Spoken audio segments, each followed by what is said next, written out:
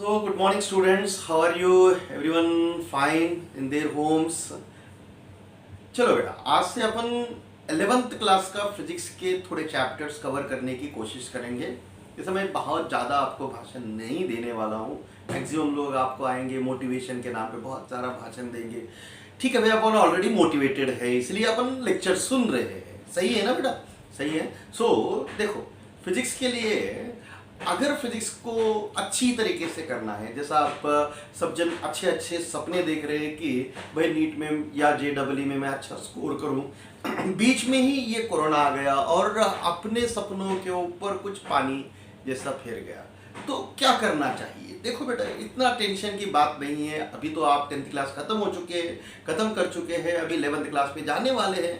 देखो बेटा, यहाँ पे थोड़ा बहुत फिजिक्स सीख लेंगे, एक फाउंडेशन के जैसा एक फिजिक्स सीख लेंगे। यहाँ पे 11th क्लास में ऐसा क्या है फिजिक्स, कौन सी फिजिक्स सीखने वाले हैं? जैसा आप 10th क्लास तक तो फिजिक्स सीख चुके थे, एक साइंस के अंतर्गत एक फिजिक्स के दो तीन चैप्टर्स आ चुके थे, बट एग्जैक्टली वही चैप्टर्स कुछ और एक रूप में आएंगे आपके सामने, याद रखना है। 11th क्लास में आपको उन्हीं चैप्टर्स का नाम थोड़ा अलग रूप में दिखेगा, बस उतना है। यहाँ पे मैं एक ब्रॉड सेंस में आपको 11th क्लास का इंट्रोडक्शन दूंगा कि आपको क्या करना है और किन चैप्टर्स को कितना वेटेज है, और डरने वाली तो बात नहीं है, डरने वाली तो बात आपको नहीं है यहाँ पे 11th class. And physics is a subject, बहुत जन आपको बोलेंगे भाई कि फिजिक्स, केमिस्ट्री, मैथ्स और बायो में फिजिक्स थोड़ा टफ सब्जेक्ट है। ऐसी बात नहीं है बेटा।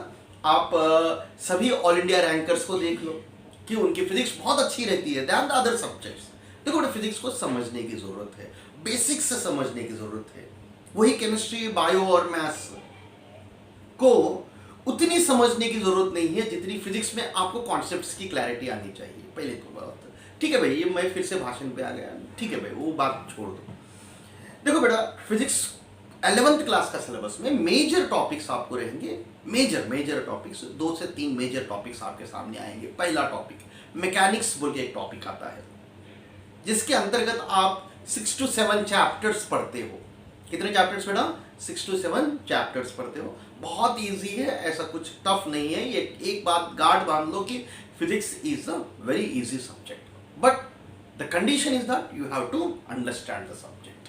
क्लियर बेटा? मैकेनिक्स 6 to 7 चैप्टर्स में आ जाती है आपको। क्लियर? और हीट एंड थर्मोडायनेमिक्स बोल के एक रहता है। क्या रहता है बेटा? हीट एंड थर्मोडायनेमिक्स बोल के सेकंड पार्ट रहता है इसका। So next is nothing but the fluids बोल के एक टॉपिक रहता है। क्या रहता है बेटा? फ्लूइड्स। जैसा ये 3 पार्ट्स अगर कोई बच्चा संभाल लिया तो 11th क्लास संभाल लिया।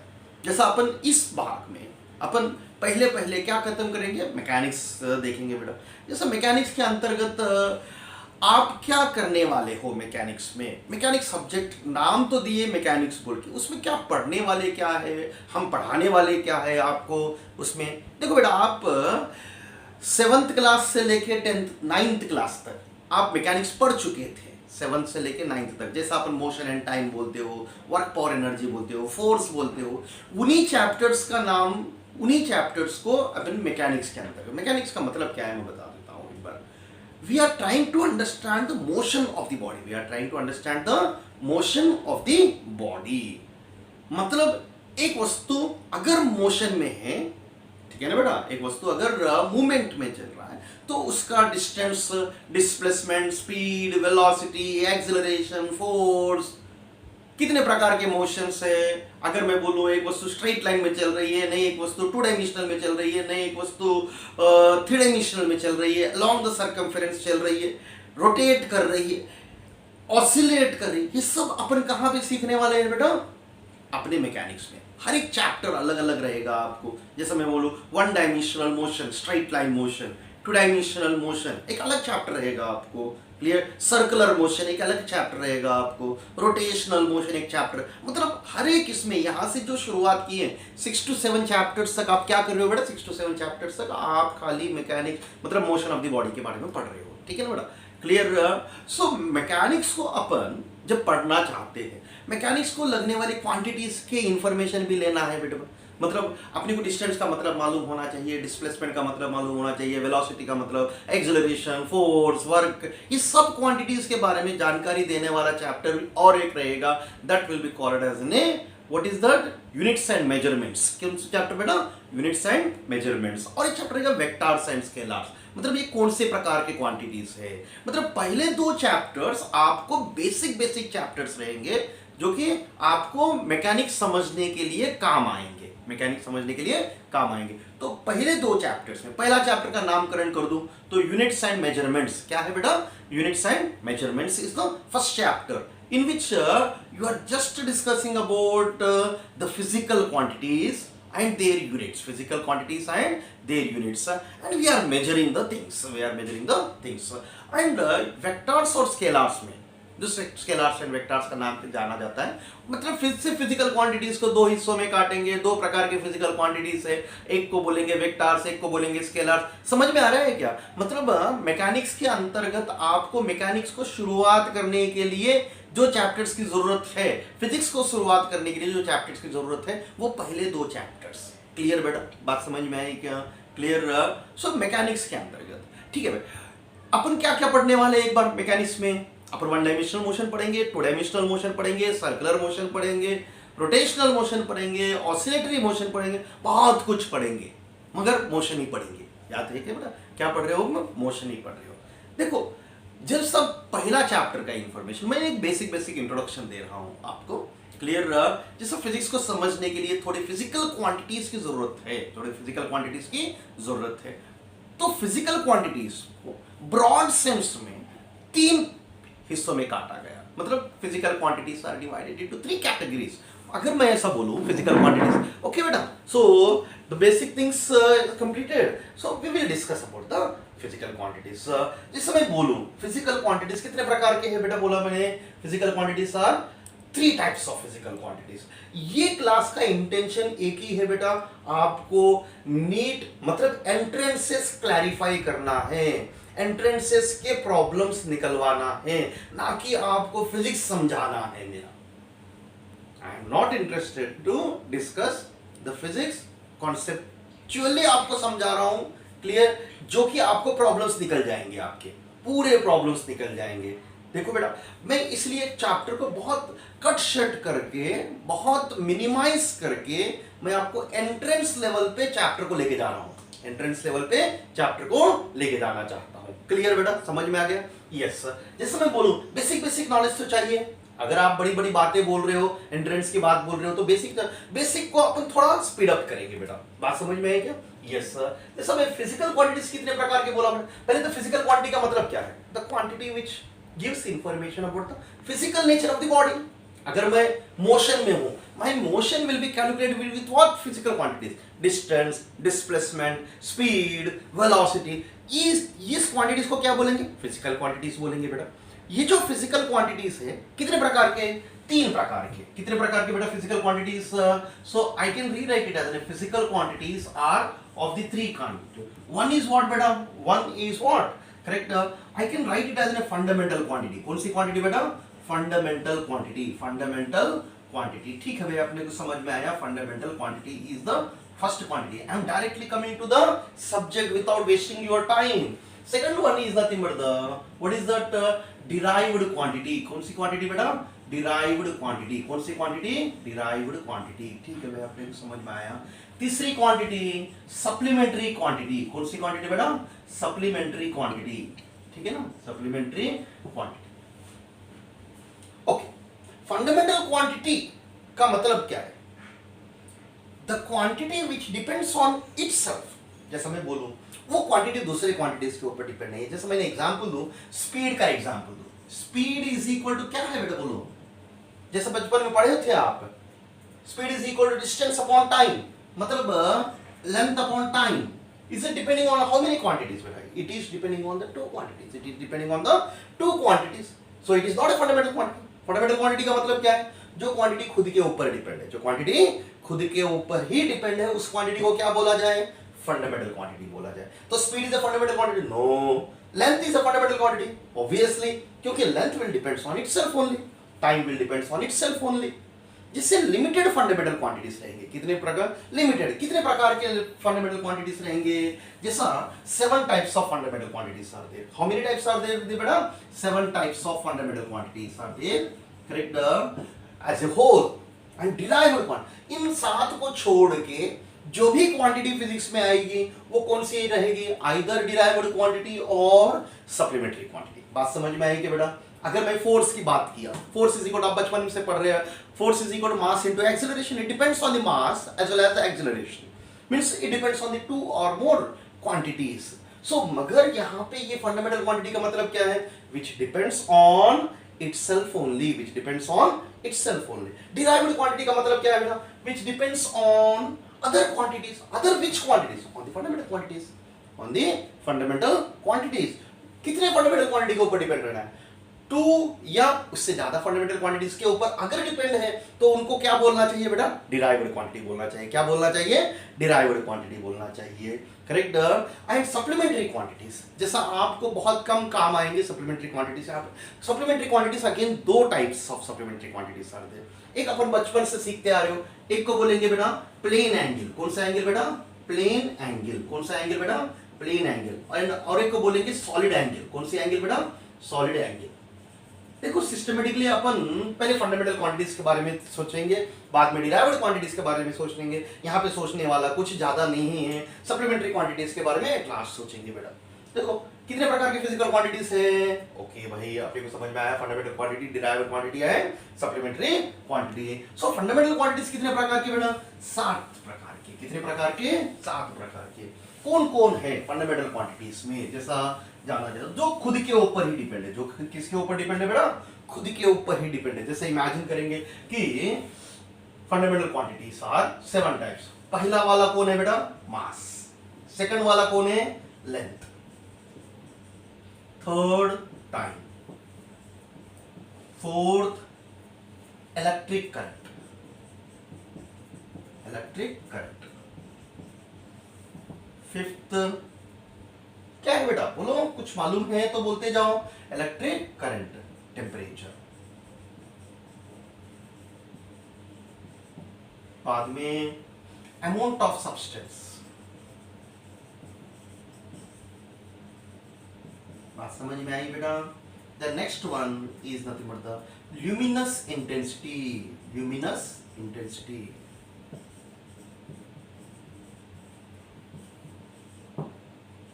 देखो बेटा, mass can be measured in what units? KG.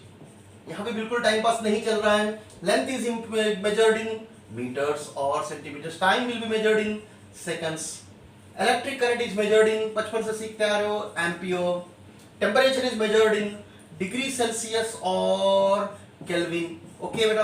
Amount of substance is measured इन क्या है बेटा? मोल। क्या है बेटा?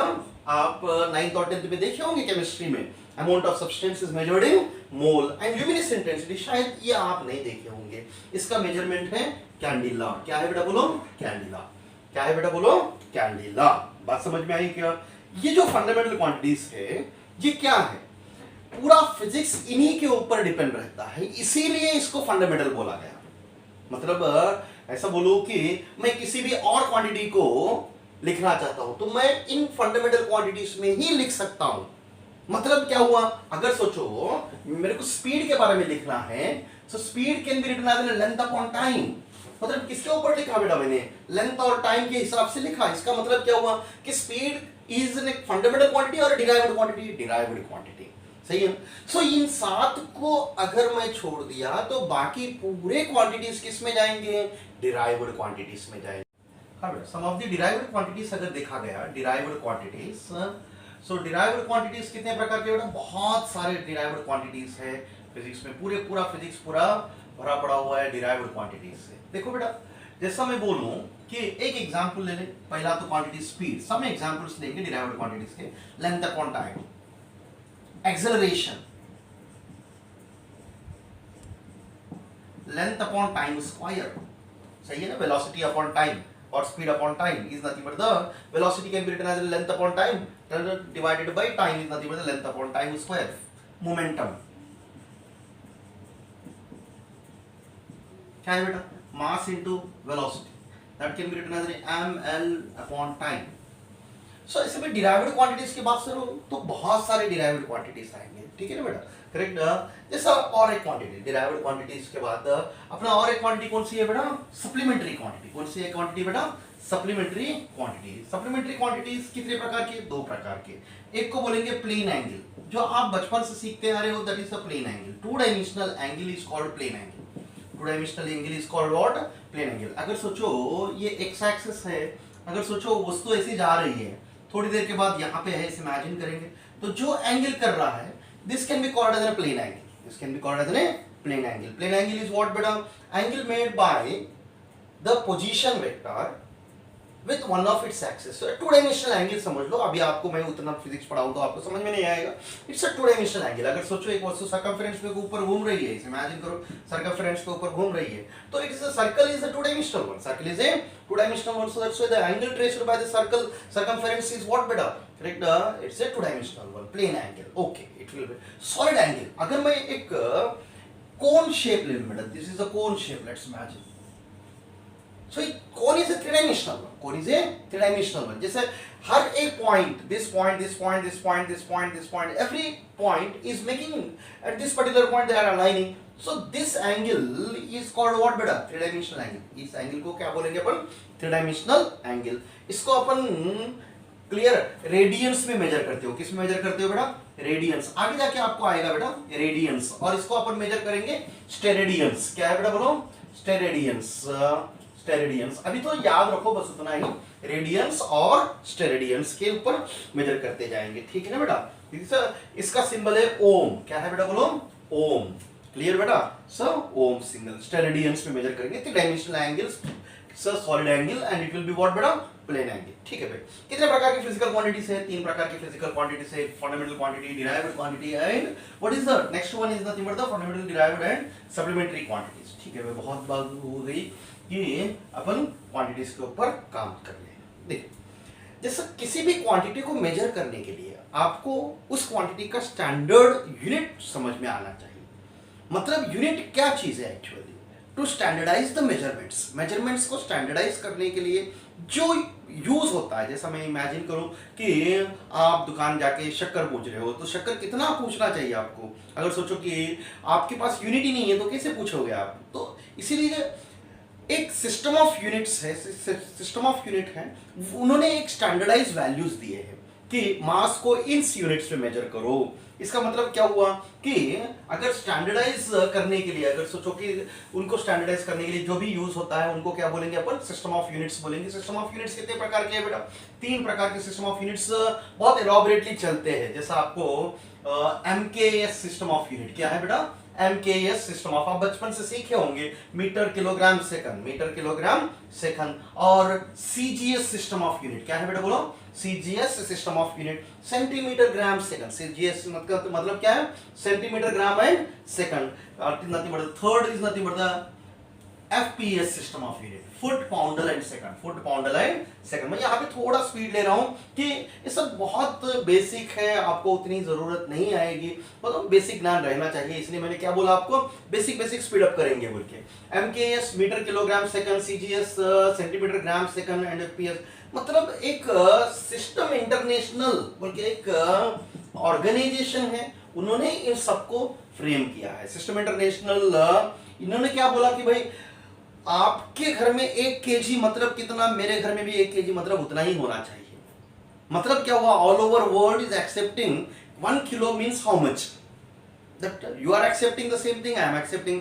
अगर मैंने बोला कि मेरा सिस्टम ऑफ यूनिट अलग लूं, आपका घर का सिस्टम ऑफ यूनिट अलग है, तो मेजरमेंट्स के लिए मुश्किल हो जाएगा। तो इसीलिए एक स्टैंडर्डाइज किए मेजरमेंट्स को, तो उन्हीं सिस्टम इंटरनेशनल ने क्या बोलेंगे, कितने प्रकार के सिस्टम ऑफ यूनिट्स कि वो अभी अपन ज्यादा से ज्यादा यूज कर रहे हैं, 3 प्रकार के सिस्टम ऑफ यूनिट्स। एक को बोलेंगे metre MKS system of unit, CGS system of, one system to another system conversion भी अपन देखते जाएंगे, वन सिस्टम टू, सो मतलब एक सिस्टम ऑफ यूनिट से अनदर सिस्टम ऑफ यूनिट को कन्वर्शन भी अपन आगे देखेंगे, ठीक है भाई। कितने प्रकार के सिस्टम ऑफ यूनिट्स है बेटा, 3 प्रकार के सिस्टम ऑफ यूनिट्स के बारे में अपन सोचेंगे इन क्लासेस के ऊपर, क्लियर बेटा। जैसे मैंने फंडामेंटल क्वांटिटीज की बात किया, कि हर डिराइव्ड क्वांटिटीज को अपन किस में मेजर करेंगे बेटा, हर डिराइव्ड क्वांटिटीज को अपन फंडामेंटल क्वांटिटीज में लिख सकेंगे। हर डिराइव्ड क्वांटिटीज को अपन किस में लिख सकेंगे बेटा, फंडामेंटल क्वांटिटीज में लिख सकेंगे। ठीक है भाई, अपने को समझ में आया सिस्टम इंटरनेशनल का मतलब क्या है, कितने प्रकार के सिस्टम ऑफ यूनिट्स है, कितने प्रकार के फंडामेंटल क्वांटिटीज है, सबके बारे में अपने को थोड़ा थोड़ा नॉलेज मिल रहा है। ठीक है भाई, और छोटी छोटी बातें देखेंगे यहाँ पे। इस चैप्टर का नाम अपन करेंगे एक, जैसा units and measurements is a chapters name, इसमें एक पार्ट रहेगा आपको डायमेंशनल्स एनालिसिस पढ़ने की। क्या क्या पढ़ने की बेटा, डायमेंशनल एनालिसिस। इसको चैप्टर को ऐसे भी अपन बोल सकते हैं, units and dimensions is one chapter and measurements is the another chapter. Measurements is the another topic. So upon units and dimensions में, तो डायमेंशन का मतलब क्या है, साइज नहीं। डायमेंशन का मतलब फिजिक्स में यहां पे अपने को आ रहा है, किसी भी डिराइव्ड क्वांटिटी को, याद रखो बेटा, किसी भी डिराइव्ड क्वांटिटी को फंडामेंटल क्वांटिटीज में लिखने के तरीके को अपन डायमेंशनल एनालिसिस बोलेंगे अपने लैंग्वेज में। It is the process of writing any derived quantity into the fundamental quantities, जैसा अपन ने स्पीड को लिखे थे length upon time, it's nothing but dimensional analysis. It nothing but the dimensional analysis. It is the process of writing what better, it is process of writing one derived quantity into the fundamental quantities. It is the process of writing one। चलो बेटा, अच्छा अपन अभी क्या पढ़ रहे हो बेटा, dimensional analysis का मतलब क्या है। डायमेंशनल एनालिसिस जैसा मैं बोला आपको कि एनी डिराइव्ड क्वांटिटी को फंडामेंटल क्वांटिटीज में लिखने के तरीके को, it's a process of writing what a derived quantity. Just an example, correct. अगर सोचो मैं ऐसा कुछ लिया बेटा कि मोमेंटम एक क्वांटिटी लिया, कौन सी क्वांटिटी लिया बेटा, momentum is the one quantity. Momentum का मतलब क्या है बेटा, मास इनटू वेलोसिटी। ठीक है भाई, mass into velocity. Mass into velocity का मतलब क्या है बेटा, बोलो। वेलोसिटी का मतलब क्या है, length upon time, length upon time. तो इसको कैसे लिख सकता हूं, m l t to the power of -1 लिख सकता हूं ना बेटा ऐसे। हाँ भाई, इसमें कुछ बड़ी बात नहीं है, करेक्ट। यही लिखने के तरीके को अपन क्या बोले, dimensional analysis. Means what, a derived quantity can be written in terms of fundamental quantities, इसमें थोड़े रूल्स एंड रेगुलेशंस है, बहुत ज्यादा टाइम नहीं लूंगा, correct. So it will be always in a closed brackets, देखो मैं इस चीज को थोड़ा बदल के आपको बताने वाला हूं। अगर सोचो मैं एक्सेलरेशन की बात किया, किसकी बात किया बेटा, एक्सेलरेशन की बात किया। एक्सेलरेशन का मतलब क्या है बेटा, वेलोसिटी अपॉन टाइम, मतलब l अपॉन टी स्क्वायर। इसको ऐसा लिख सकता हूं क्या, देखो एक बार, m l t to the power of -2 मगर m to the power of 0। देखो ये और ये क्वांटिटीज में अंतर क्या है, क्वांटिटी बदल गई। ये मोमेंटम है बेटा, ये क्या है बेटा, मोमेंटम है। ठीक है ना बेटा, मोमेंटम में क्या अंतर क्या है, मोमेंटम और एक्सेलरेशन में अंतर क्या है, देखो power of the m, here 0 and here 1। मतलब क्या कर रहे हो आप, we are changing the powers of the fundamental quantities, to write the new formula for the derived quantity। derived quantity को लिखने के लिए क्या करना पड़ेगा, we have to change the powers of the fundamental quantities। ऐसे मैं बोलूं आपको कि powers to which, dimensional analysis का मतलब क्या है मैं बता देता हूं कि प्रोफेशनली दैट क्या है बेटा, powers to which the fundamental quantities are to be raised to write the dimensional formula of what, a new derived quantity। powers to which the fundamental quantities are to be raised to write the dimensional formula of what बेटा, derived quantity। Example देंगे थोड़ा आपको समझ में आएगा। l t to the power of -1, इसका मतलब क्या हुआ, बोलो, speed. l t to the power of -2, इसका मतलब क्या हुआ बेटा, acceleration. m into l t to the power of -1, इसका मतलब क्या हुआ, मोमेंटम। क्या ऐड कर दिया तूने, मास into speed is nothing but the momentum. सही है ना, m l t to the power of -2, what is this one, force. कल जाके आप पढ़ेंगे m l square t to the power of -2, force into displacement is nothing but the work. ऐसा बोलूं इसको कि स्पीड क्या है बेटा, बोलो, स्पीड। यहां पे m कितना था बेटा, बोलो, ऐसा मैं बोल दूं m to the power of 0 l to the power of 1, हाँ भाई इसको बोल सकता हूं। इसको मैंने एक्सेलरेशन बोल के लिखा, तो क्या है बेटा एक्सेलरेशन का मतलब क्या है, m to the power of 0 l to the power of 1 t to the power of -2। इसको क्या बोला बेटा, मोमेंटम। क्या बोला बेटा, मोमेंटम। इसको कैसे लिख सकता हूं, m to the power of 1 l to the power of 1 t to the power of -1। इसको क्या लिखे बेटा, फोर्स। क्या बोले बेटा, फोर्स, मतलब m to the power of 1 l to the power of 1 t to the power of -2। इसको क्या बोले बेटा, बोलो करेक्ट, वर्क। क्या है बेटा, बोलो वर्क, मतलब m to the power of 1। आप इन सभी में क्या कर रहे थे, we are changing the powers, we are changing the powers of the fundamental quantities, we are changing the powers of the fundamental quantities, so that to write the new derived quantities, so that you write the new, बहुत सारे quantities, सभी quantities derived quantities के dimensional formulas लिख सकते हैं। so dimensional formulas condition क्या है बेटा, we have to write in a closed bracket, we have to write in a closed bracket. बहुत सारा भाषण नहीं देने वाला हूं यहाँ पे आपको, क्लियर बेटा।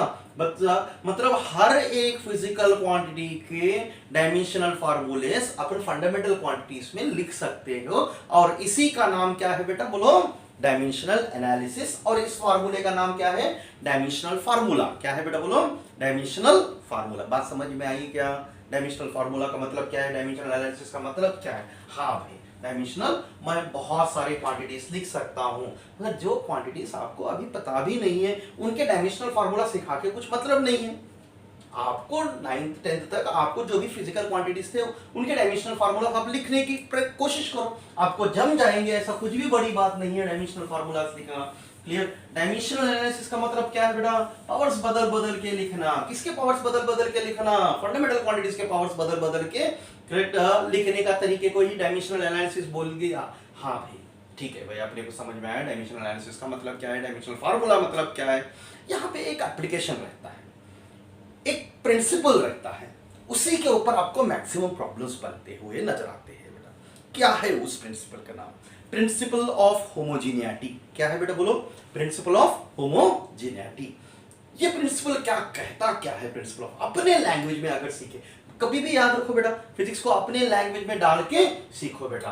क्या है अपना लैंग्वेज एक्चुअली, अगर सोचो मैं इमेजिन करूं कि द वेरी सिंपल, एक मैंगो लिया बेटा, ठीक है भाई, प्लस एक एप्पल लिया, जोड़ सकता हूं क्या एक मैंगो और एक एप्पल, नहीं जोड़ सकता हूं, सही है ना बेटा, एक मैंगो और एक एप्पल को जोड़ सकता हूं।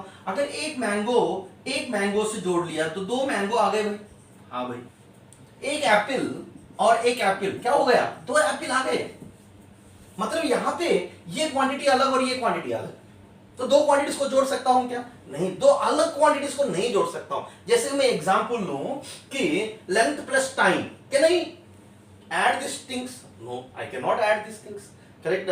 मतलब किनको मैं ऐड नहीं कर सकता हूं, जिनके डायमेंशंस अलग अलग है, इसका डायमेंशन अलग और इसका डायमेंशन अलग। जिन दो क्वांटिटीज के डायमेंशंस अलग है, उन दो क्वांटिटीज को मैं जोड़ या तोड़ नहीं सकता हूं। I cannot add or subtract those quantities which are having the different dimensions, उसी का नाम है प्रिंसिपल ऑफ होमोजेनिटी। उसका नाम क्या है बेटा, principle of homogeneity. What is that, we can add और subtract only those quantities, we can add और subtract only those quantities which is having the what, same dimensions वाले क्वांटिटीज को ही ऐड और सब्ट्रैक्ट किया जाता है। Multiply and division any quantity, that I will come to the come in next things.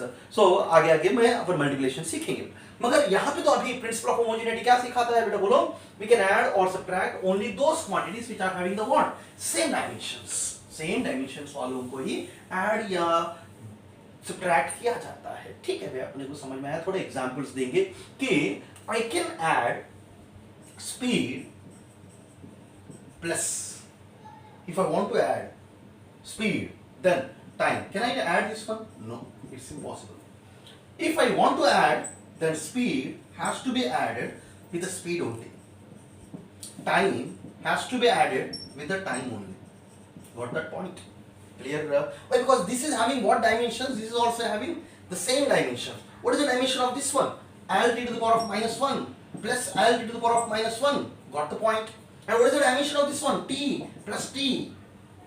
Now see, L t to the power of minus 1. I cannot add l square t to the power of minus 1 to the l square l to the power of minus 1. Once the dimension changes, what will change, beta? The understanding is changing. Clear, beta? The quantity is changing. I cannot add two different dimensional quantities.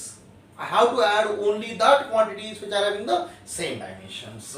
Okay, I got that. We got that. What is the principle of homogeneity? ठीक है भाई, principle of homogeneity अपने को समझ में आ गया. क्या है principle of homogeneity?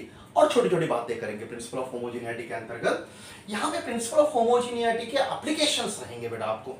जैसे मेजर एप्लीकेशंस आपको बताया जाएगा. 3 टाइप्स ऑफ मेजर प्रॉब्लम्स बनने के एप्लीकेशन. इस एप्लीकेशन को यूज करके अपन 3 डिफरेंट टाइप्स ऑफ प्रॉब्लम्स पूछे जाते हैं. क्या है पहले तो पहला प्रॉब्लम क्या है बेटा, बोलो कि पहला प्रॉब्लम अगर मैं बोलूं verification of the correctness of the equation, मतलब whether the given equation is correct और not. Correct on the basis of what? Dimensionally. मतलब मैं मैंगो को मैंगो ही जोड़ रहा हूं या मैंगो को एप्पल जोड़ रहा हूं, वो देख रहा हूं मैं अभी. सही है ना. जैसा अपन पहला एप्लीकेशन क्या था बेटा? Verification of correctness of the equation. Verification of the what बेटा? verification of the correctness of the equation. Verification of correctness of the equation. Correctness of the equation. मतलब अगर कुछ टेक्स्ट बुक्स में कुछ इक्वेशन छपा हुआ है, whether it is dimensionally correct or wrong, वो चेक करना है. अगर वो डायमेंशनली सही नहीं है, वो गलत इक्वेशन है भाई. तो अगर आपके टेक्स्ट बुक में छपा हुआ है तो obviously it has to verified by the principle of homogeneity. देखो एक इक्वेशन करेंगे, जैसा आप v is equal to u plus at. एक इक्वेशन मालूम है आपको, बचपन से सीखते आ रहे हो. v का मतलब क्या है? Final velocity. u का मतलब क्या है? Initial velocity. a का मतलब क्या है? एक्सेलरेशन. t का मतलब टाइम. देखो u और एक्सेलरेशन को जोड़ा गया, गलत है या सही है? शायद गलत है, एक बार चेक करेंगे. v का मतलब क्या है? वेलोसिटी और speed, anything you can l to the power of minus 1. Okay, what? The next one, this is the initial velocity, so l to the power of minus 1 only. Plus acceleration का मतलब क्या है बेटा? l to the power of minus 2 into t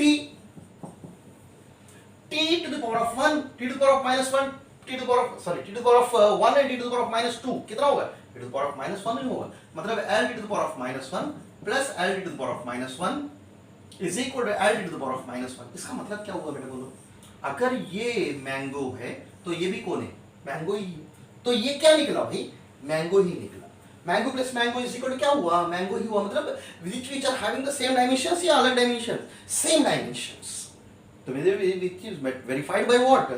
Principle of homogeneity. मतलब ये जो equation दिया गया है वो सही है. इमेजिन करें, अगर सोचो मैं खुद इक्वेशन बनाया, इमेजिन करेंगे कि at स्क्वायर बनाया, ये सही है या गलत है? मेरी मर्जी भाई, मैं इक्वेशन बना लूं.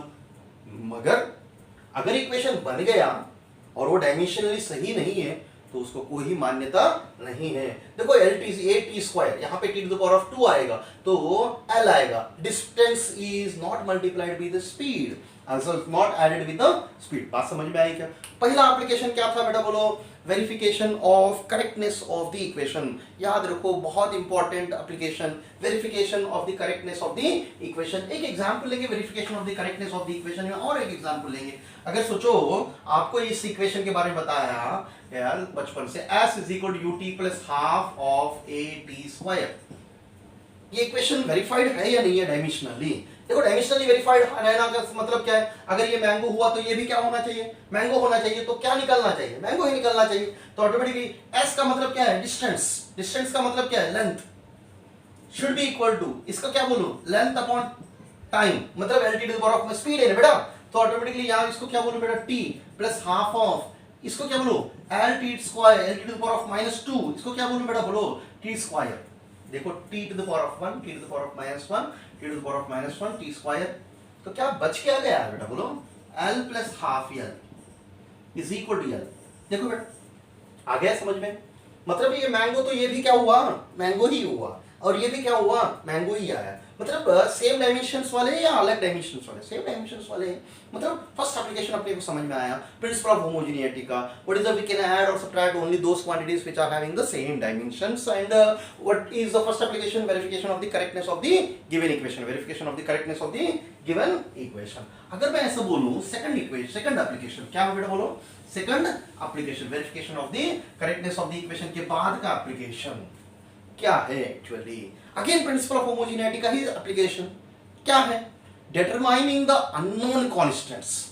इसका मतलब क्या हुआ भाई, डिटरमाइनिंग द अननोन कांस्टेंट्स का मतलब, अगर सोचो आपको ऐसा कुछ दिया गया है, देखो इमेजिन करेंगे y is equal, sorry f is equal to, force is equal to, force भी बहुत दूर की बात है, ठीक है, आप अभी शुरू किए कि L इज इक्वल टू, ठीक है ना, बात समझ में आई क्या, ठीक है, फोर्स लेंगे भाई, force is equal to AT square plus BT, ऐसा कुछ दिया गया है इक्वेशन, इमेजिन करेंगे, आपको पूछा जा रहा है कि इस इक्वेशन में ये कौन था भाई, फोर्स, ये कौन था, T टाइम, ये भी कौन था, टाइम, ये कौन थे भाई, ये अननोन कांस्टेंट्स, इनके डायमेंशंस लिखो बोल के आपको पूछ रहे, इनके डायमेंशंस लिखो बोल के। देखो बेटा क्या है बेटा, क्वेश्चन क्या है, determining the dimensions of the unknown constants, determining the dimensions of the constants, clear रहा। सो अगर सोचो ये मैंगो तो ये भी कौन है, मैंगो तो ये भी कौन है, मैंगो, इसका मतलब क्या हुआ, AT square should be equal to F, BT should be equal to F, तो मैं क्या बोल दूं, AT square should be equal to F, ऐसे बोल सकता हूं ना भाई, हाँ भाई, क्योंकि what is the principle of homogeneity, if this is one quantity, the same quantity has to be added, so वो ऐड किया दिया बोले तो इसका मीनिंग क्या हुआ, AT square is equal to F and BT is equal to क्या है बेटा, बोलो F ओनली, so यहां से A निकाल सकता हूं, हाँ भाई, क्या है A is equal to F by T square निकाल सकता हूं, यहां से भी क्या निकाल सकता हूं, B निकाल सकता हूं, हाँ भाई, B is equal to F by T, बात समझ में आ रही है क्या, B is equal to F by T। F का मतलब क्या था बेटा अपना, F का मतलब क्या है, मास इनटू एक्सेलरेशन, उसका डायमेंशनल फार्मूला क्या है, ml t to the power of -2 divided by, ये कौन था भाई, T स्क्वायर, बात समझ में आई क्या, इसमें बोलो नीचे के इसमें ml t to the power of -2 divided by T, देखो उसको क्या लिख सकते हैं बेटा, बोलो ये T स्क्वायर कैंसिल होगा, नहीं ये T to the power of -2 है, ये ऊपर जाएगा तो क्या होगा, T to the power of -4, मतलब ml T to the power of -4, और यहाँ पे क्या आएगा बेटा, ये ऊपर जाएगा तो क्या होगा, ml T to the power of -3, बात समझ में आ रही है क्या, किसकी वैल्यू है बेटा, A की वैल्यू, मतलब A के डायमेंशन क्या है, ml T to the power of, बोलो बोलो -4, और B का मतलब क्या है बेटा, बोलो ml T to the power of -3, किस में रखेंगे आप इसको, ब्रैकेट्स में रखेंगे, क्लोज्ड ब्रैकेट्स में, बात समझ में आई क्या, कैसे डिटरमाइन किया, बात समझ में आई क्या, डिटरमाइनिंग द अननोन कांस्टेंट्स, क्या है बेटा बोलो, डिटरमाइन द अननोन कांस्टेंट्स का डायमेंशनल फार्मूला डिटरमाइन करना है, बात समझ में आई क्या, mango plus mango is equal to mango, mango plus mango is equal to mango, the very simple understanding, ऐसा कुछ भी बड़ी बात नहीं है, जैसा कॉन्सेप्ट समझो बस उतना ही आपको एप्लीकेशन खुद ब खुद समझ में आ जाएगा। एप्लीकेशन क्या था, अगर अननोन कांस्टेंट दिया गया है, एक कांस्टेंट दिया गया है, उसका कांस्टेंट के डायमेंशनल फार्मूला अपन निकाल सकते हो। एक बार पॉज करके देखो बेटा सब जन, हाँ बेटा समझ में आ गया। देखो इमेजिन करेंगे कि और एक क्वेश्चन नहीं है, यहाँ पे क्या पढ़ क्या रहे थे, सेकंड एप्लीकेशन पढ़ रहे थे, भूलना नहीं, कितने कौन से एप्लीकेशन पढ़ रहे थे बेटा, सेकंड एप्लीकेशन। इस सेकंड एप्लीकेशन का ये क्या है बेटा, मोटो क्या था, डिटरमाइनिंग द कांस्टेंट की डायमेंशंस, डिटरमाइनिंग द कांस्टेंट्स के डायमेंशनल फार्मूला। अगर सोचो एक इमेजिन करेंगे ऐसा कुछ इक्वेशन दिया गया है, कौन सी इक्वेशन, अगर इमेजिन करो कि कुछ इक्वेशन ऐसी ले ले कि ऐसे सिमिलर इक्वेशन लेंगे, momentum P is equal to BT cube plus AT square plus CT, ऐसे कुछ भी दे दिया भाई, सही है ना, तो आपको डिटरमाइन क्या करो बोल रहा है, ABC के वैल्यूज डिटरमाइन करो बोला है। देखो ये मैंगो तो ये भी मैंगो, ये भी mango, mango plus mango is equal to mango, मतलब ये मोमेंटम, मतलब BT cube is equal to क्या है बेटा, BT cube is equal to momentum, momentum का मतलब क्या है, ml t to the power of -1 mass into speed और velocity, I can rewrite it as, हाँ भाई at स्क्वायर इज आल्सो, हाँ भाई at square is also momentum is equal to ml t to the power of -1, बात समझ में आई क्या? और ct इज इक्वल टू भी क्या है, ct is equal to momentum then ml t to the power of -1, बात समझ में आई क्या? यहाँ पे मैंने b की वैल्यू निकाल दूं यहाँ से, सो क्या है बेटा b की वैल्यू, ये t क्यूब इधर जाएगा नीचे जाएगा तो नीचे जाके ऊपर जाएगा, मतलब क्या लिखूं ml t to the power of -4 लिख दूं, हाँ भाई, so b is equal, this implies b is equal to ml t to the power of -4, हाँ भाई आ गया।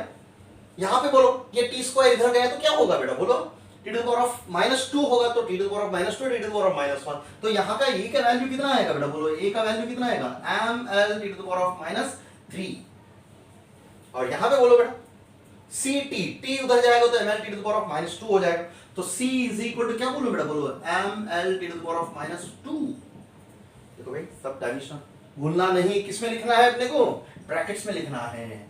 सो डिटरमाइनिंग द अननोन कांस्टेंट्स का डायमेंशनल फार्मूला, बात समझ में आई क्या?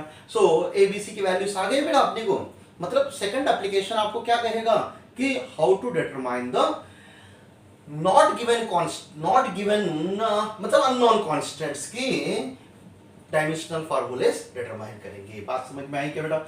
हाँ भाई, और एक एग्जांपल लेंगे, हाँ भाई और एक एग्जांपल लेंगे, थोड़ा थोड़ा आगे बढ़ेंगे एग्जांपल से। अगर सोचो थोड़ा एक कॉम्प्लिकेटेड एग्जांपल ले लेता हूँ, थोड़ा आपको मैंने अभी छोटे छोटे बातें बोल रहा हूँ कि आपको बचपन से सीखा जा रहा है कि प्रेशर का मतलब क्या है बेटा, बोलो एक एग्जांपल, एक प्रीवियस क्वेश्चन देखेंगे बेटा। प्रेशर का मतलब क्या है, बोलो force upon area, force upon area, तो उसका डायमेंशनल फार्मूला निकाल सकते हैं या नहीं निकाल सकते, देखेंगे।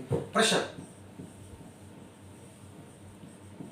इज इक्वल टू क्या था, फोर्स अपॉन एरिया, याद रखना है। फोर्स का डायमेंशनल फार्मूला क्या था रे, ml t to the power of -2 upon area का मतलब क्या है, लेंथ इनटू ब्रेड्थ, मतलब लेंथ इनटू लेंथ ही हो गया ना, l स्क्वायर, देखो l निपट लिए तो क्या बच गया है, इसको l को ऊपर लेंगे तो कितना होगा ml to the power of -1 t to the power of -2, ये किसका डायमेंशनल फार्मूला हो गया, प्रेशर, किसका डायमेंशनल फार्मूला हो गया बेटा, प्रेशर का डायमेंशनल फार्मूला कितना हो गया, ml t to the power of ml to the power of -1 t to the power of -2, क्या बदले तो क्या बदल रहा है यार, बोलो यहाँ पे डायमेंशन पावर्स बदले तो डायमेंशनल फार्मूला बदल रहा है, मतलब क्वांटिटी ही बदल गई, पावर्स बदले, ठीक है भाई अपने को समझ में आया। तो इस प्रेशर को फार्मूला, तो यहाँ पे एक क्वेश्चन दिया है, ऐसे इमेजिन करेंगे, थोड़ा सोचने वाला क्वेश्चन। अगर सोचो कि ऐसा कुछ बोला गया P/AB², okay, V - B³ is equal to K, ऐसा कुछ इक्वेशन दिया, अपने को इक्वेशन से कुछ लेना देना नहीं है डायमेंशंस में, क्योंकि अपने को फिजिक्स आता कुछ नहीं है, याद रखो। अभी तो पहला ही चैप्टर चल रहा है। इसका मोटो क्या था, ये पूछ रहा था इसके डायमेंशंस और इसके डायमेंशंस, इक्वेशन कुछ भी रहने दो, अपने को कुछ लेना देना नहीं है, अपने को प्रिंसिपल ऑफ होमोजेनिटी अडॉप्ट करना आना चाहिए। देखो भाई अगर ये प्रेशर है और ये वॉल्यूम है, ऐसा उसने बोला भाई, ये प्रेशर है और ये वॉल्यूम है, तो ये भी वॉल्यूम है, ऐसे इमेजिन करेंगे, और T is the absolute temperature, T is the absolute temperature. आपको पूछा क्या जा रहा है, A और B का डायमेंशनल फार्मूला निकालो, कैसे निकालूं भाई, बोलो A और B का डायमेंशनल फार्मूला, मेरे को तो एक ही सिखाया गया, क्या सिखाया गया कि I can add only that quantities which are having the same dimensions, मैं प्रेशर को इससे ऐड कर रहा हूं, मतलब ये क्वांटिटी कौन है, पूरी क्वांटिटी प्रेशर ही है, याद रखो, और ये मैं वॉल्यूम को ऐड कर रहा हूं या तोड़ रहा हूं, तो ये कौन है, ये कौन है बेटा, वॉल्यूम ही होगा भाई, उधर तो सोचो मत, उसको कुछ ही नहीं पूछा उसने, अपने को ये क्या था बेटा, बोलो pressure is equal to A/B², लिख सकता हूं क्योंकि डायमेंशनली इसकी dimension should be equal to इसकी डायमेंशन ना, उसके हिसाब से, so pressure is equal to क्या लिख सकता हूं, A/B², बात समझ में आई क्या? तो A इज इक्वल टू क्या लिख सकता हूं बेटा, बोलो PV² भाई, अरे हाँ ना, A इज इक्वल टू क्या है बेटा, बोलो PV², P का मतलब क्या है, अभी निकाले थे डायमेंशंस, क्या है P का मतलब क्या है, ml to the power of -1 t to the power of -2, V का मतलब क्या है भाई, वॉल्यूम, वॉल्यूम का मतलब क्या है, length into breadth into height, इसका मतलब क्या है L into L into L cube ले लो, हाँ भाई L क्यूब है या L क्यूब का स्क्वायर है, L क्यूब का स्क्वायर मतलब L क्यूब का स्क्वायर, बात समझ में आई? तो इसको क्या लिख दो बेटा, बोलो m L to the power of -1 t to the power of -2, यहाँ पे कितना होगा L to the power of 6, देखो भाई L to the power of -1 L to the power of 6 कितना होगा, कितना होगा L to the power of 5, तो क्या आ गया m L to the power of 5 t to the power of -2, ये किसका डायमेंशनल फार्मूला हो गया भाई, प्रेशर। अपने को इक्वेशन से कुछ लेना देना नहीं है, वो कुछ भी पूछने दो। अपने को किससे लेना देना है बेटा, बोलो, इमेजिन करो। अपने को प्रिंसिपल ऑफ होमोजेनिटी से कुछ वास्ता है। देखो तो यहाँ पे बी का डायमेंशनल फार्मूला, अरे बी का डायमेंशनल फार्मूला तो क्या है, B cube is equal to क्या है, volume. B cube is equal to क्या है बेटा, बोलो, वॉल्यूम। अरे सही है ना, क्यूब निकाल दे, v माइनस बी, ऐसे ही लेंगे भाई, तो automatically B v is equal to क्या है बेटा, बी क्यूब भी निकाल सकते हैं, ऐसा कुछ बड़ी बात नहीं है। सो बात समझो कि v is equal to B, और v का मतलब क्या है, एल क्यूब।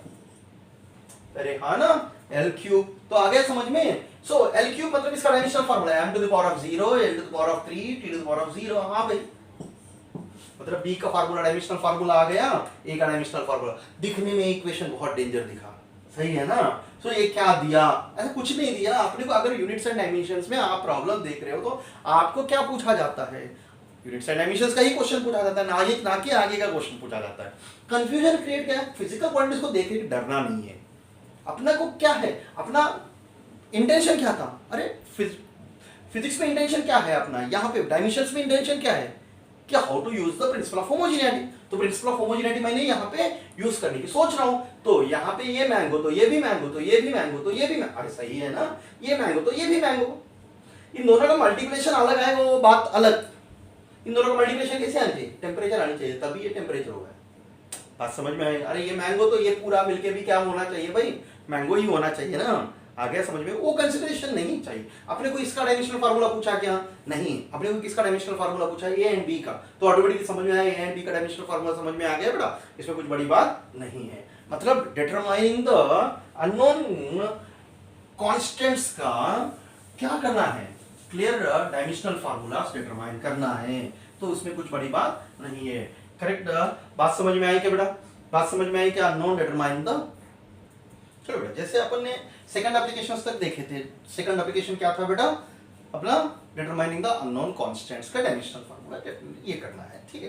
पहला एप्लीकेशन क्या था, verifying the correctness of the equation, verifying the correctness of the equation. Second is nothing but the determining the dimensional, और इसमें थोड़े एग्जांपल्स लेंगे, डिटरमाइनिंग द अननोन कांस्टेंट। यहां से थोड़ा एग्जांपल्स के थोड़ा लेवल बढ़ा रहा हूं। इस इमेजिन करेंगे, ऐसा आपको दिया गया है, force is equal to a sin alpha plus B cos beta, ऐसा कुछ दिया गया।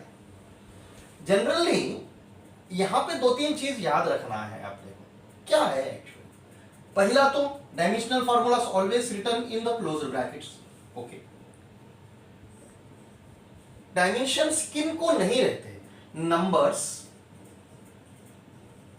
को डायमेंशंस नहीं रहते। बात समझ में आई क्या, clear.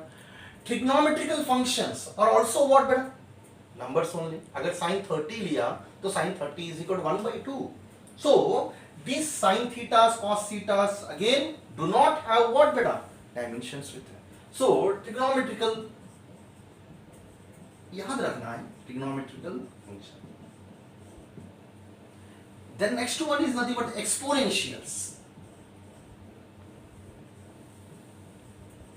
Also do not have the dimensions. Exponentials do not have the dimensions. ये तीन चीज आपको याद रखना है, इनको डायमेंशंस नहीं रहते हैं। तो देखो बेटा, इन तीनों के यहाँ पे एप्लीकेशंस में आपको प्रॉब्लम्स में पढ़ाऊंगा। अगर सोचो, सुनो ना, यहाँ पे अगर ये मैंगो है तो ये भी क्या होगा भाई, मैंगो ही है, तभी ये भी क्या होगा, मैंगो ही है, सही है ना। अगर सोचो a sin अल्फा में किसको डायमेंशंस नहीं है बोल के बोल रहे हैं, साइन अल्फा को डायमेंशन नहीं है, तो इसको कांस्टेंट क्वांटिटी मान लो, तो मतलब ये should be equal to force, मतलब ये क्या हुआ, F हो गया। F का मतलब क्या हुआ, ml t to the power of -2। ऐसे ही cos beta is also do not have the dimensions, then B should be equal to what beta, B should be equal to F is nothing but the ml t to the power of -2। बात समझ में आई क्या, ml t to the power of -2, बात समझ में आ रही है क्या, क्लियर।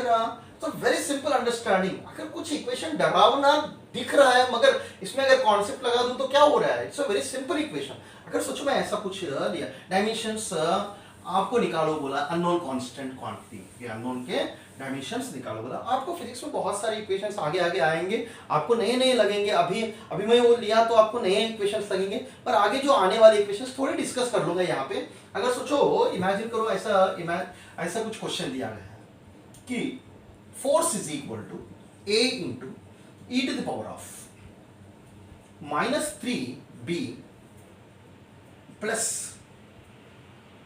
ऐसे ले लेंगे L अपॉन 2, ऐसे कुछ लिया बेटा, बात समझ में आई? कुछ भी इक्वेशन ले लो, क्लियर रहा?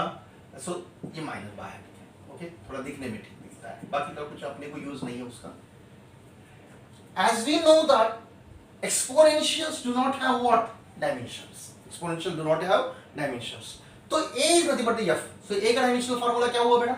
f is nothing but m l t to the power of -2. मैं वही फिजिकल क्वांटिटीज क्यों यूज कर रहा हूं? You are very new to the physical quantities. So that's why if I again and again changing the physical quantity, what will happen? You may get confused. यहाँ पे आपको confuse नहीं करना है मेरे को, आपको कॉन्सेप्ट सिखाना है, बस उतना है. आपको कंफ्यूज करके क्या आएगा बेटा? सही है ना? सो यहाँ पे आपको कॉन्सेप्ट क्लैरिटी करना है, ना कि फिजिकल क्वांटिटीज को रट्टा मारना है. यहाँ पे क्लियर रहा? डर नहीं बैठना है. यहाँ पे कॉन्सेप्ट बहुत ही सिंपल है कि भाई mango is equal to mango, भाई इधर और कुछ नहीं. मगर मैं क्या बोला था? एक्सपोनेंशियल को डायमेंशनल फार्मूला नहीं है, मगर यहाँ पे देखो एक्सपोनेंशियल के पावर में length is added with the B. अगर तू कब ऐड कर सकता है? जब this quantity should be equal to this quantity. मतलब बी का डायमेंशनल फार्मूला क्या होगा भाई? एल ही होगा भाई. अरे बात समझ में आई? बी का डायमेंशनल फार्मूला कितना होगा? एल होगा. इसको कैसे लिखते हो बेटा? बोलो m to the power of 0, l to the power of 1, t to the power of 0. बात समझ में आई क्या? So what is the dimension of the b? The very simple one, dimension of the b is nothing but m to the power of 0, l to the power of 1, t to the power of 0. मतलब क्या हुआ? यहाँ पे दो applications मैंने सिखाया कि एक्सपोनेंशियल्स को डायमेंशंस नहीं रहते हैं, इसके बावजूद भी उसके पावर्स में आपको डायमेंशन पूछा जाता है. क्वेश्चन में बहुत बार क्वेश्चंस ऐसे पूछे हैं नेट और जेई में. आपको प्रीवियस एग्जाम्स में आप पेपर्स निकाल के देखो बेटा, अभी तक ही आपको बहुत सारे क्वेश्चंस जो प्रीवियस पे थे वो पढ़ा चुका हूं मैं इस 30-40 मिनट में. जैसा समझ में आ रहा है तो आपको अच्छी बात है. देखो बेटा, इमेजिन करें जैसा कौन सा क्वांटिटी, कौन सा एप्लीकेशन चल रहा था? सेकंड